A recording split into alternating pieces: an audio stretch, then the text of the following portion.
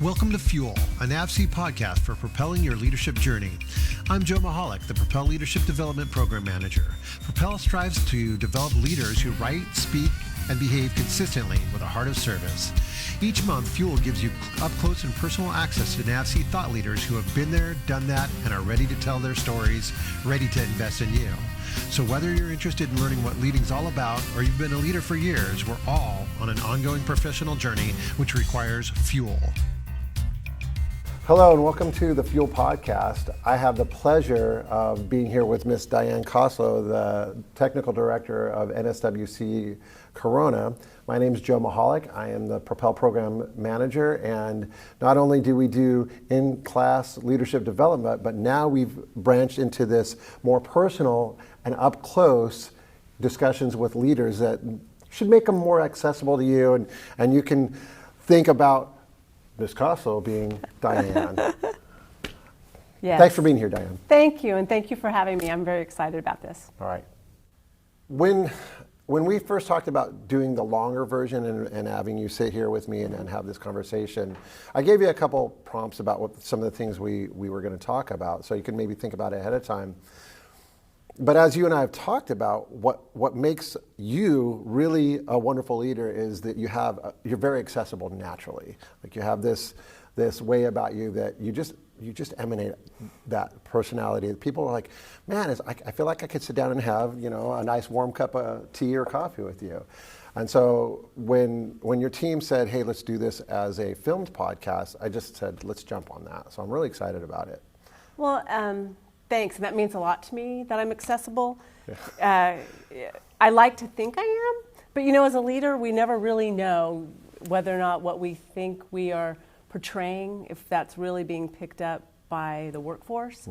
But I truly feel that I at least attempt to be accessible.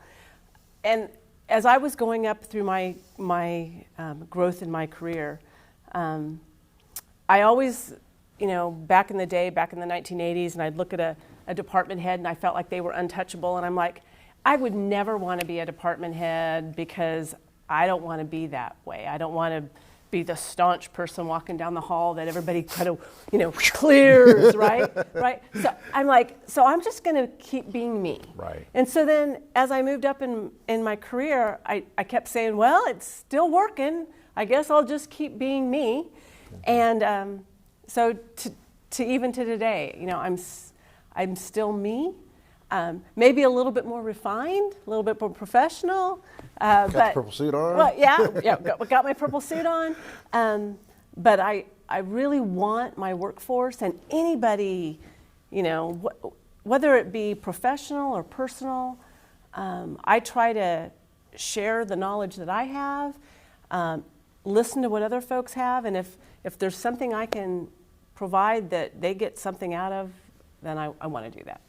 What's evident to me from our conversation is that you're coming from a core set of values. And most organizations have written values that then drive their principles, and that's supposed to set the expected behavior. What are the values? Could you name those values? Oh my gosh, yes. Trust, transparency, and teamwork, the 3 T's. It's something that we actually started writing down probably about 6 years ago. But honestly, when I look back, even farther back than that, and our mission of the organization and how we've developed it, that trust, transparency, and teamwork is really not only our values, but how we really expect our culture to be, how we make our decisions. It's really that foundation of everything that we do. So I'm really proud of the culture that we've set here at Corona, and it's interesting when we've had different auditors that come in, and you do the upfront brief, and I'll tell them what our values are, and that I'm really excited to hear what they have to say to make us a better organization, and I'll tell them that our values are trust, transparency, and teamwork, and then in the out brief they come and they go, oh my gosh, you live that value system. We see that as a part of our audit. So it's interesting how it's kind of like getting a a measurable result every once in a while when a sponsor or an auditor or a customer comes in and then they tell me that they see the organization that we aspire to be. So as you talked, a couple things hit my brain about it. What fired first was at least two, maybe all three of those roll up to credibility, which is consistency of character. Yes. Doing what you say you will do, which ties very much into trust, and all the things that we teach in our courses about how to be a good leader is all based on that. What didn't surprise me, but I was wondering about from the input of the folks that you were around, how much of it was about technical prowess, how much of it was about knowledge of the industry.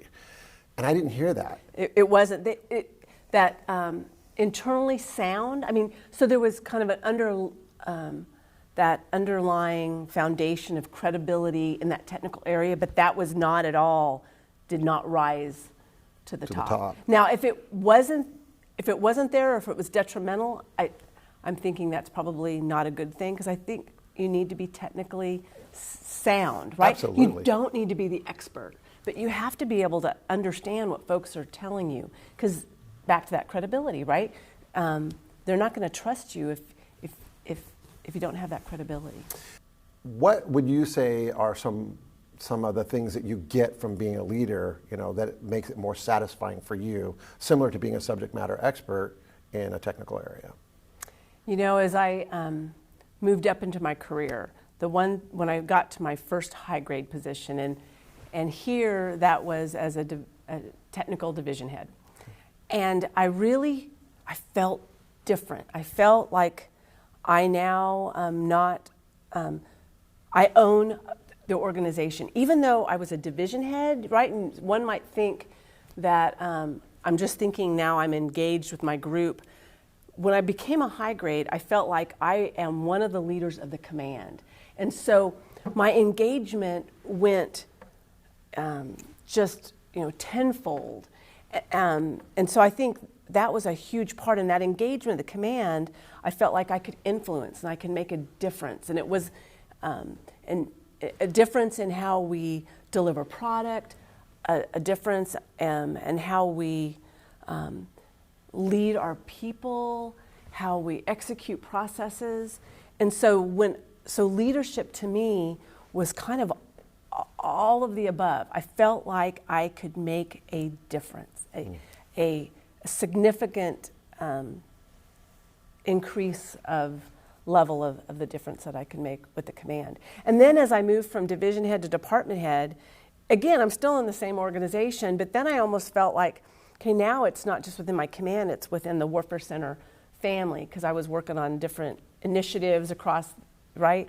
And then I moved up to the deputy technical director job, and then I'm starting to really even feel broader, NAVSEA, and then you get up at the TD job with senior executive service, and I truly feel like I'm influencing across the Navy.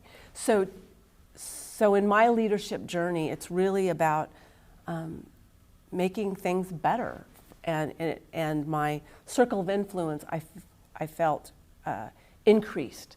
And I felt the increase as I moved up in my career. What I heard was there was a similar thing that was satisfying for you at each of those levels, but it shifted based on the role slightly. It did, but I'll tell you the one consistent thing in that is, mentoring people, talking with individuals, not only those that worked for me, but those that worked around me and on teams, and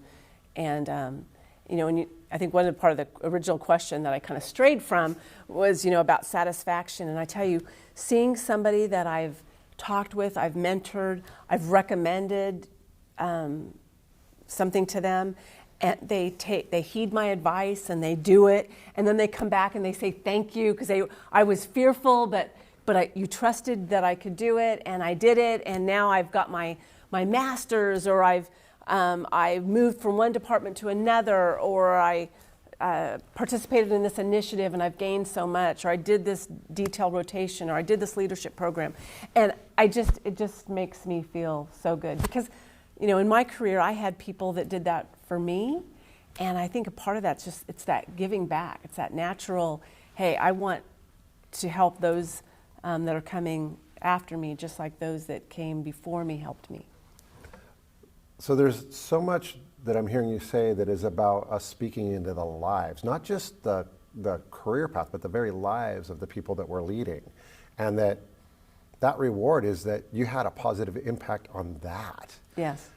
So it's so much more than, you can take this technical path and you can get to this level of expertise, but who you become. Yeah, definitely. And I've had people ask me, and I'm interpreting, right? But sure. What boxes do I need to check to get to that next level?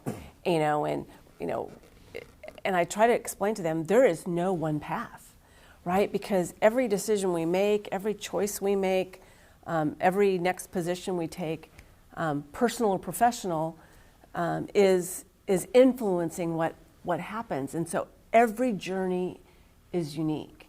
You mentioned something about your transition to becoming a div head that I want to go back to for a moment, because whether you intended to say it or not, you said there was a major mindset shift for you. Mm-hmm. And for a branch head who's considering that transition to become a div head, that what you talked about was your aperture becoming open, very widely open, and that what I took from it, and maybe you can clarify if I missed it, was that the world you were working with when you were at the branch level was important, but when you went to the div level, you said you all of a sudden had a sense of responsibility, ownership, and knowledge about stuff that was way beyond that. That's a pretty hard shift. I'm wondering, was that natural? How did that happen for you? And was it intimidating? I don't know how it happened. It just happened. It just happened.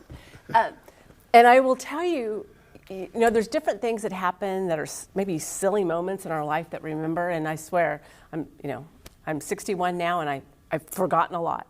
But I remember the moment that happened. Mm. And I had just, maybe it was a month into the high grade position, being a division head. And we had a holiday party on base in the evening, right? Okay. And so as the night's going on, I look around and I realize I'm probably at that point, the highest ranking leader that's still remaining at this Christmas dance. I think it was a Christmas dance or some function. And it was like, I am the leader that needs to make sure that everything happens, that all of these folks get home safe, that the building shuts down, because that's my job. And I know that kind of probably sounds silly, but I think that was the moment I realized that, as a div head, as a high grade leader, I'm responsible for a lot more than just getting the job done. I'm responsible for everything that really a part of what happens on this base and this command, and then what this command does externally, right? So and then that's where it just kind of just starts growing. When you think back to maybe before you took a leadership role, and initially when you were a new leader, what were some of the things, looking back, you wish you had in terms of development opportunities? Were there anything that wasn't there, and then you kind of had to struggle with and learn from getting the scars, rather than having an opportunity to learn from a formal classroom and then try it in a safe environment, that kind of thing? So in other words, what do you wish you had that you didn't have? What I was given a gift at one point, and I'm a working level. It was a GS-12 at the time, right? We weren't in demo in those days, so I'm a GS-12 working level, and I'd been working in my job for about, I think I was maybe pushing 4 years. I was getting antsy, maybe a little bit. Can't relate. Yeah, I know, it's hard to believe. I was ready for the next step, and I'd applied for a couple branch heads and didn't get the interview, and so my leadership, that's when 7 Habits of Highly Effective People from Stephen Covey was coming through, right? And they were looking for some internal facilitators. And so, one of my leaders came up to me and they said, is that something you'd be interested in? And I jumped at it, and it changed my life. I am a believer in the 7 Habits, and I took the class, read the book. I struggled getting through the book, and the class I loved, but then the facilitator class was 2 weeks, and so you learned things at a much deeper level, and I've used 7 Habits of Highly Effective People not only at work, but it's back to that whole life, right? I mean, I was using it on my kids, and I still have my mission statement I wrote back then. I pull it out. My children have copies of my mission statement, and anyway, so that piece changed my life. So that was a tool I was given that I think has made a difference throughout my career. If I had the chance to sit down with you in a nice, relaxed office, having a cup of chai tea, and I said, Ms. Costlow, I see all these leaders, and I see them walking down the hall, and I just get out of their way because they're big leaders, kind of like you were talking about earlier. I'm intimidated by that. I don't know, would I be a good leader? I don't even know what leadership is about, but it seems like it's a natural progression and that I'm supposed to do that. Am I supposed to do that? And what should I be thinking about? So first comment on that is, I think everybody is a leader, right? So they might be thinking about leadership positions, but the first thing I tell somebody is, hey, there's leadership in every one of our employees and our positions, because there's a time when we need to step up and provide our inputs, technical, leadership, business, whatever it is, right? And being confident with that, to me, that's a part of leadership, being that proactive. So that's the first thing I talk about. Then I usually say, let's just talk about what makes you happy. What are the things you do at work that you get jazzed about, right? So if it's when you're working with a team and you're mentoring others, or you're coordinating schedules, or doing poems, or project management, those type of skill sets, many times, not all the time, right?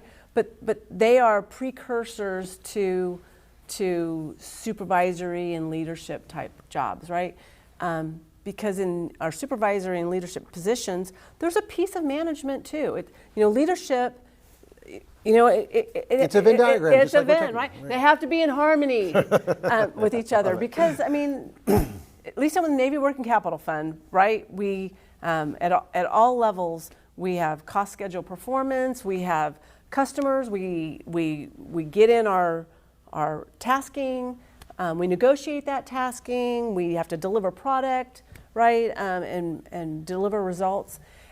But to do that, it's done by our people, right? So you have that management piece, cost schedule performance, but to get that done, that's when that leadership really comes into play. So, because honestly, it's the first level folks that are doing the work. They're the real workers here. The rest of it are helping them do their job. It's all about enabling them to do the job. It's all about enabling, whether you're a first, second, third level supervisor, or in the business codes or whatever. It's enabling those that are actually delivering our direct labor hours. And so when I kind of interview or just listen to them and ask them questions, what makes you happy? Then after a time of listening, then I play that back, and then as I play that back, then I will provide those correlations into leadership, or not. And I had one individual, very, very technically strong, still very technical expert, and his division head, he was a branch head, and he came in and he said, I don't know whether I should apply for the division head job. And I said, well, why wouldn't you? And he said, because I don't want to lose my technical edge. And in the particular division that that division head leads, you know, different positions, I would say, have a different level of maybe technical piece. Yeah, kind of a working level supervisor-ish. Right. And then when you're talking about strategic direction of where we're going, I need that technical edge to help in the mission of this division on where we're going to take the organization and how it impacts not only the command but the Navy. And so I told him, I said, you know what, as a division head, I said, you need to have management and leadership, but you can keep that technical edge as long as you're using that to lead and develop those that your branch heads and your other technical leadership. You can't own it all, right? You can learn it and know it, but you have to teach, right? And if you're doing that in consonance with that leadership of that technical expertise, then it will work. And he applied, he actually got the job, and he's been in the position for, oh my gosh, 2 or 3 years, and taking our organization and the Navy in places I could only have dreamt for. I will also add, though, once in a while, leadership, we have to roll up our sleeves and we have to dig in, right? It's an emergent situation, right? It's all hands on deck. Yeah. And I think as a leader, you know, it can't be, hey, we're going home, it's 4 o'clock while everybody else stays till midnight. There's times when we need to get in the trenches, and that's where that technical credibility, I think, also and trust gets built too, is when the workforce, you know, they know, hey, you know what, they're not afraid to get dirty, you know, and I'll go to war with that person. Yeah. So what are your thoughts about the need for building our skill sets as leaders when it comes to decisiveness? I had to go through that with 9/11. Yeah. And, you know, and I remember being at home and, you know, watching the planes going into the World Trade Center, racing, you know, dropping my kids off almost at the curb, and my babysitter, she's like, I knew you, working for the Navy, you'd be coming early, right?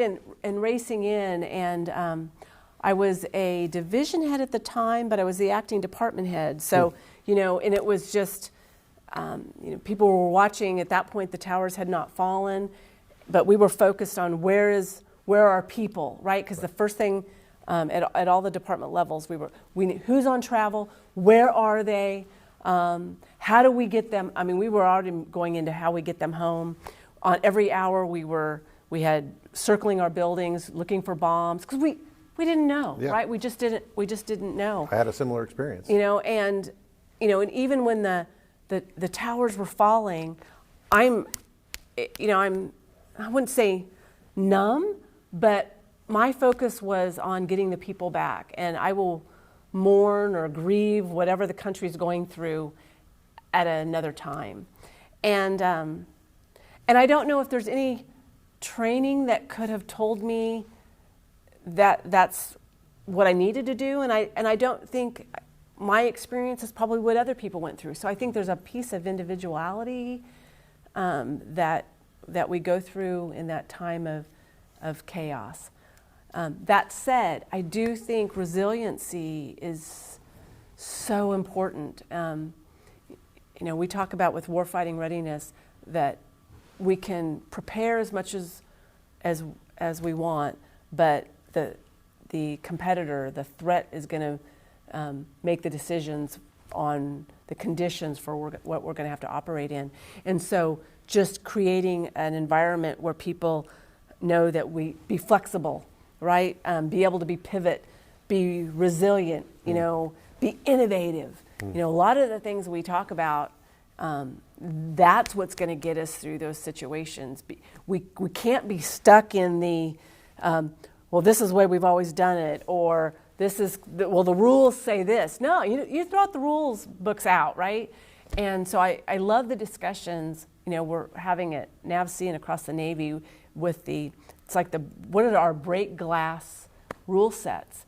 And if we can break the glass rule sets during a wartime situation, then should we bring those back and do them now? Are there things that if we say we don't need them in a higher risk situation, then can we modify and streamline some of those things in what we're doing today to make us more effective and efficient? As I speak with a lot of different leaders, one of the things that seems to come up time and time again is communication. Believe it or not, communication and strategic thinking, kind of the two align. So executive communication, executive presence, we can get better at that apparently. What's your thought? I think they go hand in hand. And just at Infosys just a few weeks ago, right, we had a leadership gentleman come in from North Carolina University. And one of the things he was talking about in the kind of a 3-circle Venn diagram, and I can't even remember what the 2 of them were. I think one was very strategic, the time you spend is strategic. Then there was a Venn of being a doer. But the one that resonated with me is being a translator. And I think when we talk about that hits for me. Yeah, I like that a lot. When we talk about communications and strategic thinking, leadership's job is to translate that, right? For what I hear from the CNO or for SecNav, or even in the National Defense Strategy, all the way down through NAVSEA and through Warfare Center leadership, I need to be translating those messages down to my leadership team, and then they in turn, right, making that personal down to their divisions and the branch heads down to the branches. Because when you try to take something at this high level, straight down, even though they need to know it directly too, but they need to have the translation. So why is this important to me? And what does this mean to me and my task? And so I think that is a huge part of leadership, is being that translator, right? It's not about just, forwarding emails, all hands. It's not transfer, it's translate. Love it. Now, and so I think that's something that we all, and I'll just say, even myself, I have to continue to work on that to make sure that just because it's easy to transfer something, I need to always be translating. Ooh. That's awesome. Thank you. All right. So the third thing that tends to come up is all about something that's near and dear to my heart, which is what are senior leaders responsible for, and how do they invest in the development of individuals and teams? It's different at the senior level than it is for a first-line supervisor. We're thinking about bench strength. We're thinking about succession planning, right? Are these the things? So how do we get better at that? So building that one team environment, bridging the gap across, and then in that succession planning piece, really making sure that not just for those that are going to succeed us, and making sure that they get the right experience, the right leadership courses, that they're involved in decision making so that they can even understand the why I made decisions, but down the organization, right? We've got to make sure that we have programs and processes that are going to not be dependent on me being in the job or the next person being in the job, that they can sustain with the organization just because of what we put in place for development at all levels. So you mentioned that you're pretty close to retirement, and I'm sure you've already started to think about this. Maybe this is something that's interesting to the folks that are listening in and watching. It's certainly interesting to me, and I'm curious. Have you started to think about the word legacy, what you've done and what you're leaving, and as you're approaching that end of your career and you look back on it, have you thought, what do I want people to remember me for? Yes, I have. I tell you right now, when I think about the things that make me most proud, and I have these very proud moments, and my eyes get watery, and I still have 11 months I'm known left. for making people cry, just to say. Just to tell you. But I tell you, we went on a strategic we had a strategic plan 2020, and then it evolved into strategic plan 2030. And in our goals for advanced data analytics and engaged workforce and optimized infrastructure and innovative culture, the words changed a little bit between those two strategic plans. But I look back and, sometimes you put a strategic plan in place and and people, well, are you measuring whether you accomplished what? But I'm looking back and I see the progress that we've made and the difference we're making to the Navy when it comes to data analytics, transparency of information at the highest levels. In our foundation principle here is trust, transparency, and teamwork, the 3 T's. And I look back and I go, we live it. We live it every day. Our processes, we're not perfect, but when we find problems, we let those guiding principles help pave the way to do things better. And I see it at all levels of my leadership, coming together, building more relationships across, being able to pivot to meet needs for things that are in the Red Sea right now. And so I like to think that I was at least a part of building a culture in this organization that is really truly helping to deliver things that the Navy needs. So I think it's the culture. I guess I haven't really thought about it, but now that you've asked me and I'm rambling on, I think I'm most proud of the culture of the organization. So as we come to a close here, we've kind of wandered around the map a bit and talked about a lot of things, but it's all relevant to the audience. If there was one key point that you'd like to relay to the listener, especially I think I want the folks that are considering leadership, what's the one key thing that you'd like to tell them to help them think about themselves and think about what leading is and maybe make that decision to invest themselves and become that more formal leader? If I was thinking about one thing to be thinking about, I think it's that you want to do more than self, that you want to influence and make a difference for the organization that's larger than just you or your program or your project, because leadership really is about making a difference and being a part of the greater good. So if that's in the DNA of you out there, if you want to lead people and make the world a better place, then leadership's for you. You're absolutely an authentic leader. You've shared that with us. I'm just blessed and thankful that you support this program, that you took the time to spend with not just me, but the audience of the Propel Fuel podcast. So thank you for being here. Thank you. Thank you for joining this episode of the Fuel Podcast, brought to you by NAVSEA's Propel Leadership Development Program. For more information about Propel, visit the Propel wiki page. Thanks for adding fuel to propel your journey.